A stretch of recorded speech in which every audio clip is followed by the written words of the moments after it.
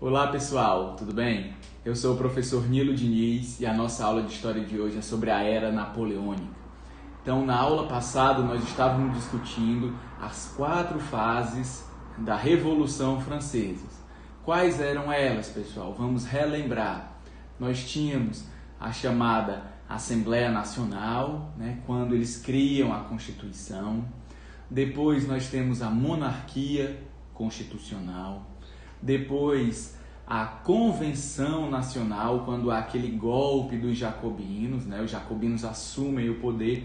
E, por fim, quando existe o contragolpe girondino, nós chegamos na 4ª e última fase dessa Revolução Francesa, que é o Diretório. Então, essas são as 4 fases da Revolução. E essa Revolução ela se encerra com o quê? Ela se encerra com um golpe dado por Napoleão. Napoleão, que estava já articulado com o próprio Diretório. O Diretório estava com a sua imagem desgastada, ele estava sendo associado a uma série de práticas de corrupção, e aí justamente para melhorar essa imagem, eles se ligam a Napoleão Bonaparte, que era um general de muito prestígio na época. Era Napoleão que conseguia resolver o problema da guerra externa que a França passava desde a Revolução, tá?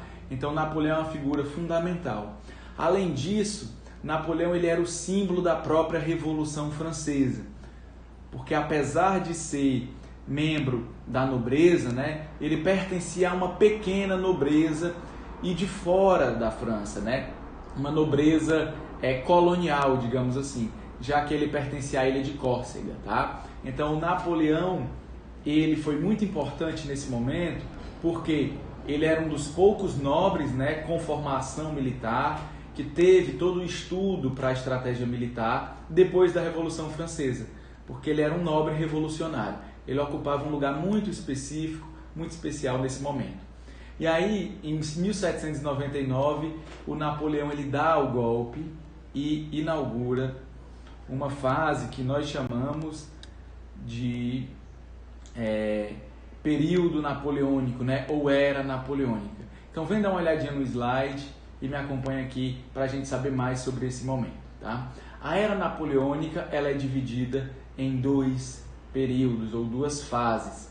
A primeira vai de 1799 até 1804 e nós chamamos ela de consulado. E a segunda fase ela vai de 1804 até 1815 e nós chamamos ela de Império, tá? Então esses são os 2 momentos aqui do Napoleão. O Napoleão, é interessante observar que ele passa mais tempo no poder, ele se consolida e fica lá por mais tempo que a própria Revolução Francesa, que durou apenas 10 anos, Então o que é que ocorre nesse período aqui em que o Napoleão ele governou ou ele ditou, digamos assim, as regras na França? Durante o consulado, o Napoleão ele não tinha o poder total em suas mãos, ele não era um autocrata, tá? Então ele era um de 3 cônsules, e esses cônsules eles controlavam o exército, eles cuidavam da administração, nomeavam funcionários públicos, tá? Sendo que o principal deles, o primeiro cônsul, era o Napoleão, e ele tinha ainda mais outros 2 cônsules para o auxiliar, tá? Em questões jurídicas, financeiras, para cuidar da manutenção do Estado, tá? E aí em 1802, o Napoleão ele já faz a sua primeira jogada política. O que é que ele faz? Ele leva para a população um plebiscito, uma votação, para que ele se torne cônsul vitalício. E ele faz isso justamente porque ele conhecia a sua aprovação nacional, ele sabia da sua popularidade, tá? E da sua imagem. E aí ele vai conseguir se tornar cônsul vitalício em 1802. E pouco tempo depois, em 1804, ele faz um novo plebiscito, agora perguntando se a população quer que ele se torne imperador. Então é muito interessante a gente observar que depois de um processo revolucionário, que levou 10 anos, que destituiu, que tirou do trono um rei, agora de livre e espontânea vontade, vota e coloca na cadeira um imperador, que é o Napoleão, né? Então esse Napoleão é uma figura da monarquia renovada, né? É um nobre imperador, mas que se coloca como um ser moderno, como um ser contemporâneo e não mais representante daquele antigo regime. Então o que é que acontece de mais importante durante essa fase que nós chamamos de consulado? É durante o consulado que nós vamos ter a criação do Código Civil Napoleônico, tá? Ele é uma espécie de complemento da Constituição, é um guia constitucional que norteou a França por muito tempo, tá? É no Código Napoleônico que nós vamos ter a consolidação de uma série de questões, de direitos, né, de conquistas da Revolução Francesa, mas também de uma série de valores da burguesia, daquele grupo dos girondinos. Então vamos observar aqui algumas das consolidações que aparecem nesse Código Napoleônico de 1803. Nós temos a subordinação da igreja ao Estado, ou seja, essa igreja ela deveria obedecer ao Estado, ela estava abaixo do Estado. Tá? Nós tínhamos a legitimação da propriedade privada, aqui uma consolidação de um direito burguês. Nós tínhamos, né, a assegurada a reforma agrária, então isso aqui que é uma grande conquista jacobina, é também consolidada, né? Nós tínhamos a proibição de sindicatos e greves, algo que facilitava, né, e favorecia os patrões, favorecia os burgueses, mais uma consolidação aqui da burguesia. E nós tínhamos o reestabelecimento da escravidão nas colônias. Eu estou falando aqui principalmente, né, da colônia de São Domingo, que nós conhecemos como Haiti, que era a principal colônia francesa.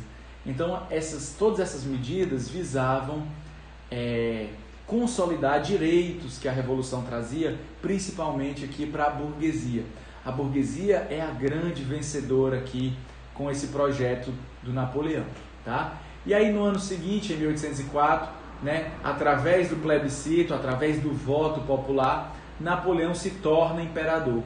E por isso que é muito interessante nós observarmos essa imagem, tá? Essa imagem do Napoleão imperador, ela mostra o encontro desses mundos, o encontro dos interesses, né? Nós observamos aqui o Papa que foi até a França para coroar o imperador. Então existe uma aliança aqui entre a igreja e o Estado, né? Esse Estado ele não rompeu completamente com a igreja, mas nós temos o momento em que o Napoleão ele retira a coroa do Papa e ele vai colocar na sua própria esposa. Então é o homem que faz a si mesmo, o homem que se constrói, aquele homem forte, que não depende da autoridade de outro, como é o caso do Papa, para se tornar imperador. Ele se colocou nessa posição, tá? Isso tudo nós observamos nessa imagem. E a partir daqui o Napoleão ele vai ter todo um cuidado de criar, né, de construir um aparato simbólico, né, construir uma autoimagem positiva, muito parecida com a autoimagem que os reis faziam, tá? Então ele vai escolher um brasão para a casa dele, ele vai nomear como nobres, né, todos os parentes e conhecidos, né, as pessoas mais próximas a ele. Ele cria uma nova família real, tá? Agora ligada ao Napoleão. E aí quais são as principais questões que nós podemos destacar nesse momento? Do ponto de vista interno, ou seja, quando nós observamos apenas o país da França, né, nós vemos que o Napoleão cria essa nova nobreza, que eu acabei de explicar para vocês. Ele valoriza o exército, já que era o posto de origem dele, né? Napoleão era um general. Ele acaba com as liberdades individuais, então existe aqui, né, uma diminuição dessas liberdades que eram conquistas da Revolução Francesa. Ele coloca a censura nos jornais e na imprensa, justamente para não ser criticado. E ele incentiva a agricultura e principalmente a indústria. É durante o período da Era Napoleônica que a França ela entra de fato na Revolução Industrial. É nesse momento que nós temos a consolidação da burguesia e o ingresso nessa Revolução Industrial, de fato, né? E aí, do ponto de vista externo, o Napoleão ele vai enfrentar muitas guerras, tá? Porque esse império que está se expandindo vai combater todas as monarquias absolutistas. Então ele vai estar sempre nas guerras napoleônicas enfrentando o que nós chamamos de coligações, né? As coligações são reuniões de países, geralmente Grã-Bretanha, que é a Inglaterra, né? Rússia, Áustria, Prússia, tá? Essas coligações elas se alternam, mas geralmente são esses países que estão guerreando contra a França. E a França ela consegue se expandir, né? Durante o seu império, mas ela vai encontrar um inimigo à altura, que é a Inglaterra. Ela não consegue invadir e conquistar a Inglaterra, porque a Inglaterra tem uma marinha muito forte, tá? Então eu trouxe aqui só algumas políticas de aliança para vocês verem, tá? Qual é a razão dessas alianças. E aí, para solucionar esse problema, esse conflito entre Inglaterra e França, a França ela cria um bloqueio continental. Ela impede que a Inglaterra negocie com os países da Europa, tá? Da Europa continental.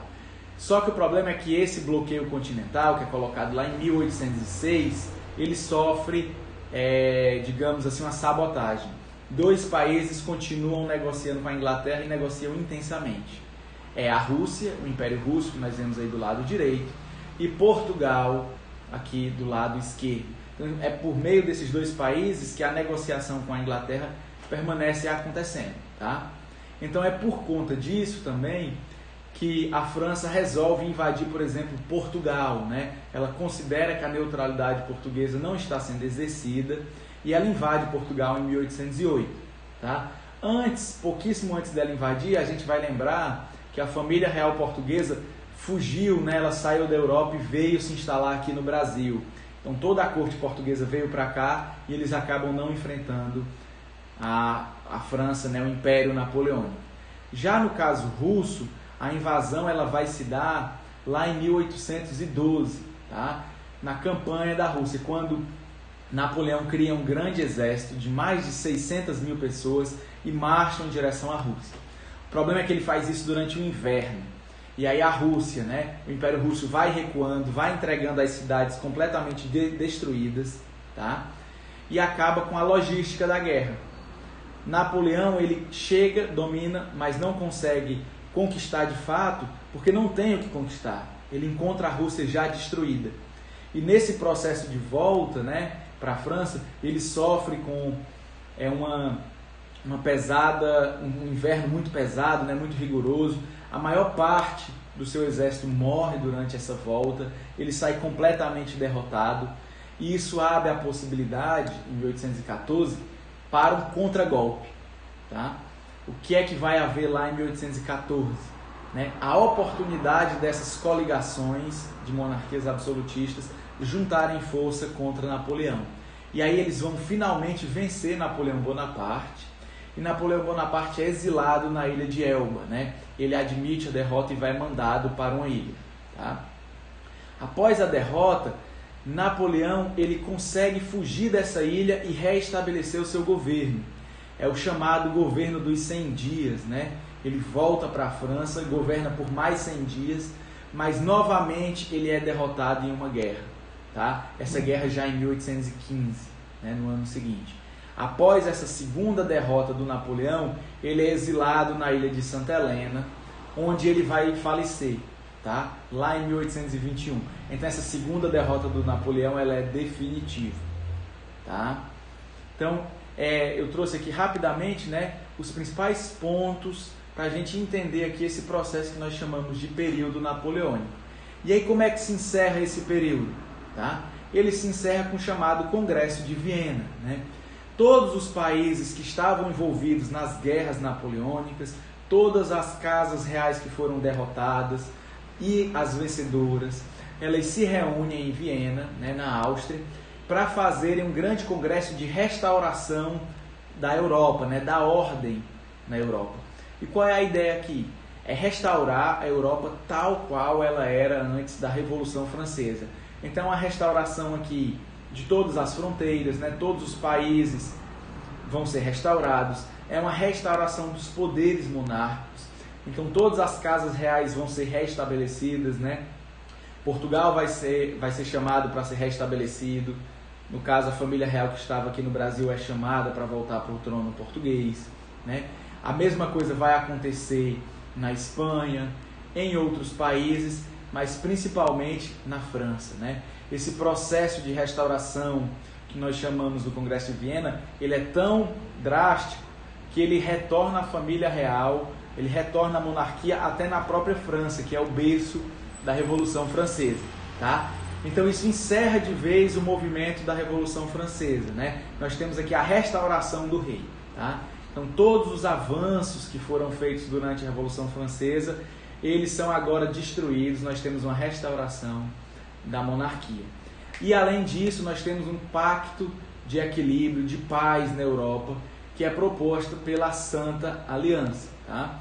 Eu trouxe aqui apenas para finalizar um mapa para a gente ver como que todos os impérios, todos os países são restabelecidos após a queda de Napoleão. Então, só para resumir, né, nós falamos de como Napoleão, que é um pequeno nobre, consegue, dentro da Revolução Francesa, espaço, porque ele é um nobre, mas um nobre revolucionário, né, fora da França, ele era italiano de origem, tá? Nós temos também a questão da expansão de Napoleão, como Napoleão ele conquista muitos territórios. Nesse processo ele entra em choque com a Inglaterra e propõe um bloqueio continental. Ele quer matar o comércio da Inglaterra, ele quer enfraquecer a Inglaterra dessa forma, tá bom? E para finalizar, nós falamos de como Napoleão ele também consolida alguns valores da Revolução Francesa, né? A propriedade privada, a industrialização, vitórias burguesas, a subordinação da igreja em relação ao Estado. Ele consegue fazer tudo isso, mas muito dessas conquistas napoleônicas, elas são dissolvidas, elas deixam de existir após o Congresso de Viena, tá bom? Então espero que vocês tenham tido uma boa aula e nós nos vemos na semana que vem, pessoal. Abraços, tchau, tchau.